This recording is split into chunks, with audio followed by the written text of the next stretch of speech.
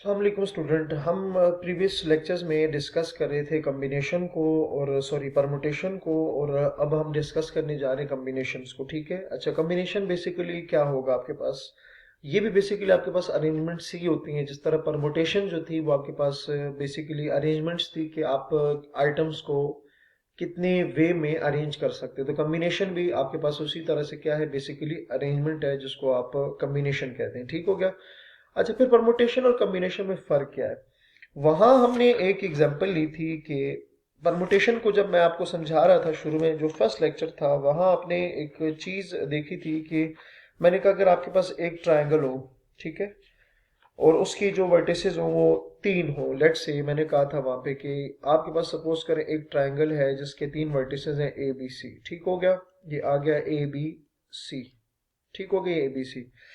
अच्छा, हमने कहा था कि अगर हम इस ए बी सी को यूज करें तो मैं ट्रायंगल, कितनी ट्रायंगल्स लिख सकता हूं या ट्रायंगल को कितने नाम दे सकता हूं, बात एक ही है। ठीक है। मैं अगर आपसे कहूं कि ए बी सी को यूज करके मैं कितने ट्रायंगल्स बना सकता हूं, या इन ए बी सी को यूज करके मैं ट्रायंगल को कितने नाम दे सकता हूं, ठीक है, तो बात एक ही है।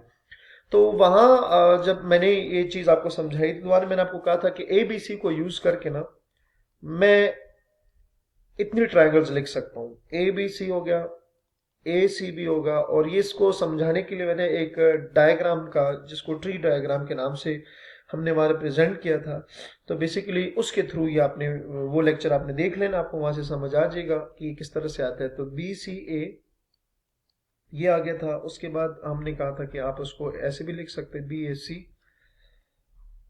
सी ए बी भी आप लिख सकते हैं, और आखिरी जो नाम था वो क्या आ रहा था, सी बी ए आ रहा था। ठीक हो गया। तो हमने क्या कहा था कि ये जो है, बेशक ये तीनों A B C vertices same है, लेकिन सेम वर्टिसेस को हम यूज करके 1 2 3 4 5 6 6 डिफरेंट नाम दे सकते हैं। ठीक है। मतलब 6 डिफरेंट ट्राइंगल्स को हम लिख सकते हैं। ठीक हो गया। अच्छा, अब और ये जो एक अरेंजमेंट आई थी इसको हमने परमुटेशन बोला था। अब कॉम्बिनेशन क्या है, कॉम्बिनेशन में क्या होगा कि जो ऑर्डर है वो मैटर नहीं करता। ठीक है। जैसे हमने परमुटेशन में कहा ए बी सी, ठीक है, ये एक अलग परमुटेशन है। जब सी को दरमियान में रखा, बी को साइड पे किया, तो ए सी बी बन गया। हमने कहा ये अलग परमुटेशन आ गई है। उसी तरह इधर भी चेंज किया, इधर भी चेंज किया, तो मतलब जो तरतीब थी ना वो चेंज करने से आपके पास एक नई तरतीब आ रही थी, जिसको एक नई परमुटेशन हम कंसिडर कर रहे थे। लेकिन कॉम्बिनेशन में ऐसा नहीं होगा। कॉम्बिनेशन में क्या होगा कि चाहे ए बी सी हो या ए सी बी हो, बी सी ए हो, बी ए सी हो, सी ए बी हो, सी बी ए हो, यहां ऑर्डर मैटर नहीं कर रहा। इसका मतलब ये एक ही कॉम्बिनेशन लिखा हुआ है। समझ आ रही है। ए बी सी भी वही कॉम्बिनेशन है, ए सी बी भी वही कॉम्बिनेशन है, बी सी ए भी वही कॉम्बिनेशन है, बी ए सी भी वही कॉम्बिनेशन है, सी ए बी भी वही कॉम्बिनेशन है, सी बी ए भी वही कॉम्बिनेशन है। ठीक हो गया। तो मतलब इसमें ऑर्डर मैटर नहीं कर रहा, यहां एक ही कॉम्बिनेशन है। वो क्या है, ए बी सी हो, ए सी बी हो, बी सी ए हो, तो ये आपने इस तरह से देख लेना है। तो दोनों में फर्क क्या हुआ, परमुटेशन और कॉम्बिनेशन में फर्क ये हुआ कि परमुटेशन में जो ऑर्डर है वो मैटर करता है, जबकि कॉम्बिनेशन में ऑर्डर मैटर नहीं करता। ठीक है। यहां अगर देखा जाए ए बी सी एक और परमुटेशन है, ए सी बी एक और परमुटेशन, लेकिन कॉम्बिनेशन में दोनों चीजें सेम है, क्योंकि यहाँ ऑर्डर मैटर नहीं कर रहा। यहाँ मैटर ये कर रहे हैं कि तीन वही चीजें, ए बी सी इधर भी है, ए सी बी भी है, तो चाहे ए सी बी लिखा हो या ए बी सी लिखा हो, इससे कोई फर्क नहीं पड़ता। तीनों जो है, ये बना जो हुआ है ना, ये बेसिकली ए सी बी या ए बी सी से ही बन रहा है। तो मतलब वो उसको क्या करेंगे, कॉम्बिनेशन में इन दोनों को सेम कंसिडर, इसी तरह बाकी को भी सेम कंसिडर करेंगे। ठीक हो गया। तो जो मेन इसमें पॉइंट है वो आपके पास क्या है कि जो मेन पॉइंट है परमुटेशन और कॉम्बिनेशन में डिफरेंस का, कि परमुटेशन में ऑर्डर मैटर करता है जबकि कॉम्बिनेशन में ऑर्डर मैटर नहीं करता। ठीक हो गया। ये तो आपको मैंने इस तरह से रफ सा एक आइडिया दे दिया। अच्छा जी, अब इसको फार्मूले के थ्रू किस तरह से लिखेंगे। कॉम्बिनेशन का जो फार्मूला है वो किसकी इक्वल होगा, याद रखिएगा कि परमुटेशन में पी आ रहा था, यहां पर आपके पास सॉरी आर आएगा, ठीक है, सी आएगा। ठीक है। वहां परमुटेशन से पी, तो यहां पर क्या आ जाएगा, सी आ जाएगा, तो एन सी आर।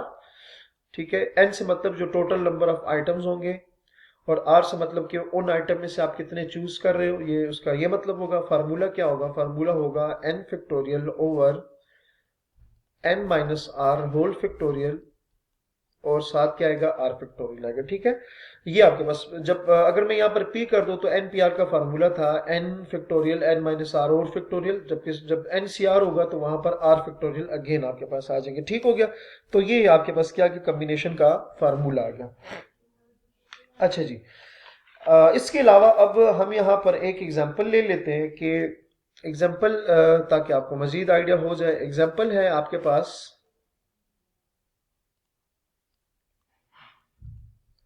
अच्छा जी, एग्जाम्पल में है आपके पास कि how many communities of 5 member can be chosen from a group of 8 persons when each community must include 2 particular person. इस तरह से भी आप कह सकते हैं। ठीक है, या अगर चले मैं आसान एग्जाम्पल की तरफ आ जाता हूं, a member of club are 12 boys and 8 girls. ठीक है, आपके पास बॉयज एंड गर्ल्स हैं।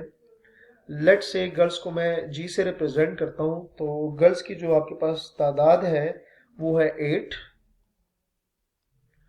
और बॉयज जो है उसको मैं बी से रिप्रेजेंट करता हूं और उनकी तादाद जो है वो आपके पास क्या है 12 हो गया। ठीक हो गया। अच्छा जी, अब इसमें आपने क्या करना है कि in how many ways can a committee of 3 boys and 2 girls be formed। ठीक है, 3 boys and 2 girls। ठीक है, तो मतलब आपने एट अ टाइम कितने कितने स्टूडेंट या कितने गर्ल्स एंड बॉयज चूज करने हैं, तो वो आपने लिखना है कि एट अ टाइम आपने आर मतलब 5 चूज करने, क्योंकि उसने क्या कहा है कमेटी में 3 बॉयज होने चाहिए और 2 गर्ल्स होने चाहिए। ठीक है, 3 बॉयज होने चाहिए और 2 गर्ल्स होनी चाहिए।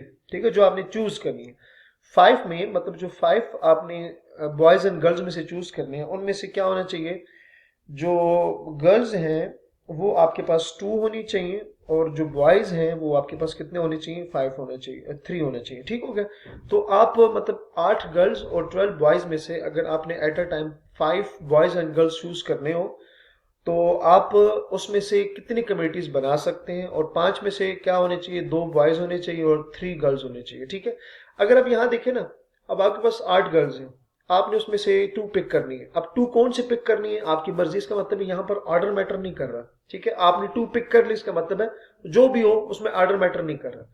उसी तरह बॉयज में अगर आप देखें तो यहाँ पर 3 आपके पास बॉयज हैं, तो कौन से बॉयज हैं कोई पता नहीं, कोई इसमें ऑर्डर मैटर नहीं कर रहा, बस कोई भी 3 बॉयज हो। ठीक है, इसमें वो कोई ऑर्डर यहां पर इफेक्ट नहीं कर रहा, तो इसका मतलब इसीलिए ये जो है कॉम्बिनेशन का क्वेश्चन है। ठीक है, अच्छा अब जो टोटल आपके पास आएंगी, टोटल परमुटेशंस आएंगी, वो आपके पास क्या आएंगी जरा यहां पर देखें। आपके पास गर्ल्स कितनी है 8 है, उसमें से चूज आपने कितने करनी है 2। बॉयज आपके पास कितने हैं 12, उसमें से आपने चूज कितने करनी है 3। ठीक है, ताकि 5 कंप्लीट हो जाए। ठीक हो गया, तो ये आपके पास आ जाएगा। ठीक है, 2 एंड 3 आ गया। अच्छा, अब याद रखिएगा स्टूडेंट की जो कॉम्बिनेशन वाले क्वेश्चन में अगर 2 चीजें आ जाए और उनके दरमियान एंड आ जाए, उसमें 2 डिफरेंट चीजें, उसने कहा बॉयज एंड गर्ल्स, तो बॉयज का अलग से कॉम्बिनेशन, बॉयज का अलग से कॉम्बिनेशन, तो दोनों को आपस में आपने मल्टीप्लाई करना होगा, ये आपने याद रखना है। ठीक है, कॉम्बिनेशन में अगर एंड आ जाए 2 चीजों में तो उनके दरमियान क्या आता है मल्टीप्लीकेशन आती है। सही हो गया, तो अगर इसको सॉल्व करें तो आ जाएगा 8 factorial 8 minus 2 whole factorial 2 factorial 12 factorial 12 minus 3 whole factorial 3 factorial. ठीक हो गया, तो मजीद इसको सिंप्लीफाई कर ले तो जो भी आंसर आएगा वो आपके सामने इस तरह से आप इसको देख सकते हैं। ये आ जाएगा 8 फैक्टोरियल, ये 8 फैक्टोरियल, मजीद इसको सिंप्लीफाई करें तो 6 फैक्टोरियल 2 फैक्टोरियल मल्टीप्लाई बाय ये आ जाएगा आपके पास 12 फैक्टोरियल, यहां से आ जाएगा 9 फैक्टोरियल और 3 फैक्टोरियल। तो इसको सॉल्व करिए, आपके पास यहाँ पर कोई ना कोई क्या आ जाएगा आंसर आ जाएगा, तो आपके पास क्या होंगे टोटल नंबर ऑफ फेज होंगे। तो उम्मीद है आपको यहाँ वाला ये वाला लेक्चर समझ आ गया होगा। तो अपना बहुत सारा ख्याल रखिएगा। अल्लाह हाफिज।